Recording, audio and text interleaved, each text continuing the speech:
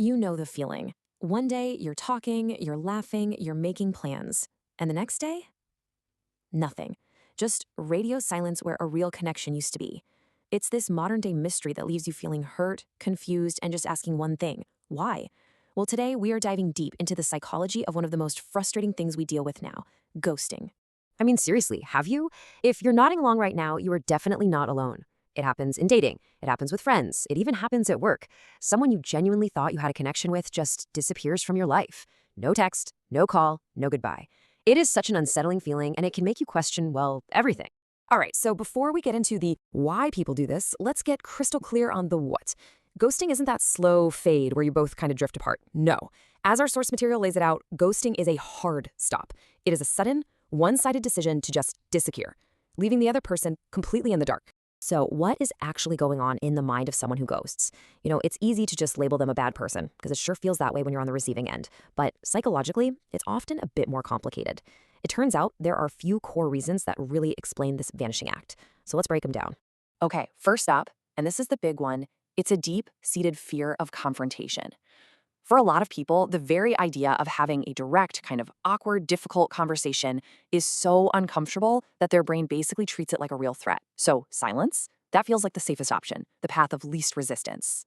And let's be clear about what confrontation actually means to a ghoster.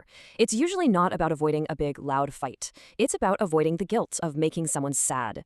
It's dodging the other person's potential anger or tears. And maybe most of all, it's about escaping the role of the bad guy.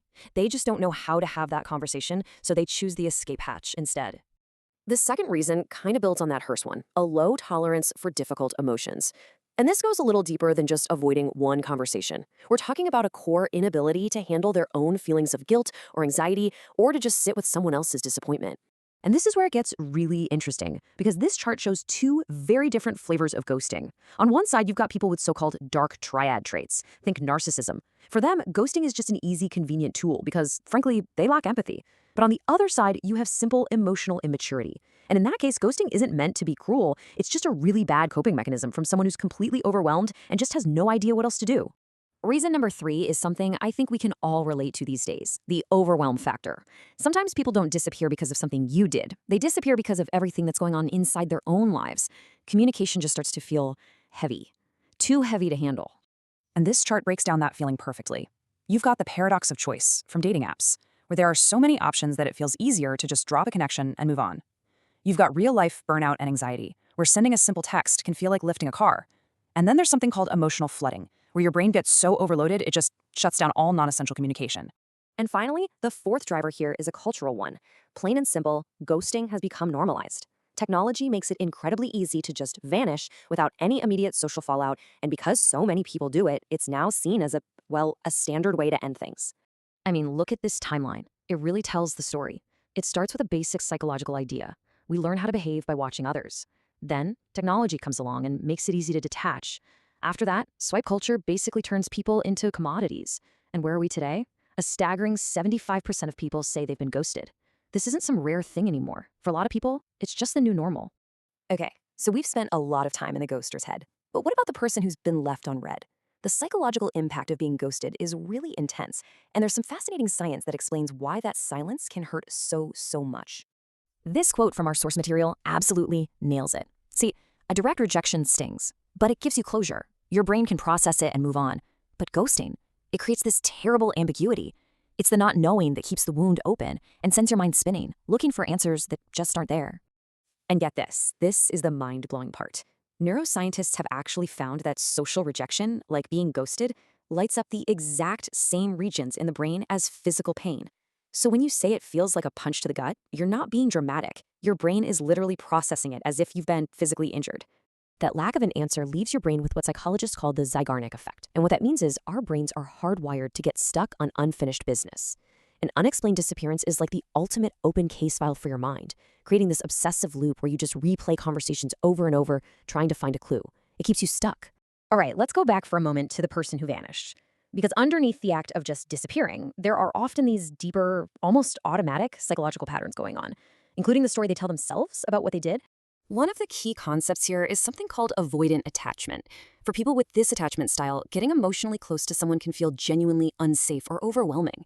It's a survival strategy they learned a long, long time ago. So when a connection gets deeper, their instinct isn't to lean in, it's to pull away. For them, ghosting can feel like a necessary act of self-preservation. So, how do they live with themselves? Well, it's called cognitive dissonance, that uncomfortable feeling you get when your actions don't line up with who you think you are. To fix that feeling, ghosters will rationalize. They tell themselves these little stories that disappearing was actually the kinder thing to do to protect their own self image as a good person. So, with all of this insight, what do we actually do? How do we move forward? Whether you've been on the receiving end or maybe you've been tempted to ghost someone yourself, there are definitely ways to handle this whole situation with a lot more grace and a lot more self respect. Okay, if you've been ghosted, this is your playbook for taking your power back. The most important step is right there at the top. Reframe it. Their silence is about their lack of communication skills. It is not a measurement of your worth. The best thing you can do is accept their silence as the only answer you need, and then pour all that amazing energy into people who actually show up for you. Now, let's flip the script. What if you're the one who's thinking about disappearing? Before you hit that block button, our sources suggest there's some very simple but very powerful math to consider. Just look at this contrast. It takes, 11 seconds to type out a simple, honest text like, hey, I'm just not feeling this anymore. Those 11 seconds of your own discomfort can save another person weeks, maybe even months of confusion and self-doubt. When you see the numbers laid out like that, the easy way out suddenly looks like the most costly option of all. And we'll end on this really powerful idea. Look, being ghosted is painful, no doubt about it. But in a way, it gives you a perfectly clear piece of information. How someone chooses to leave a connection tells you everything about their character, their maturity, and their ability to show respect. And when you think about it, that clarity might just be the only closure you really need.